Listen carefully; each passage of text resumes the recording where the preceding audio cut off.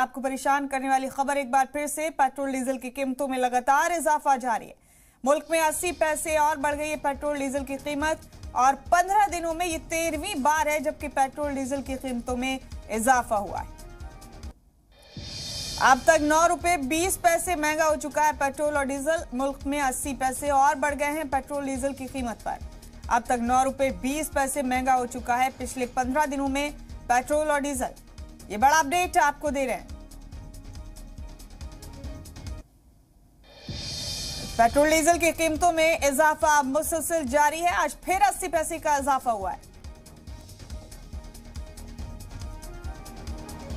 बड़ा अपडेट आपको दे रहे हैं।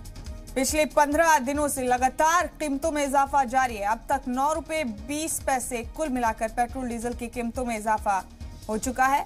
ये बड़ा अपडेट इस वक्त का आप देख रहे हैं।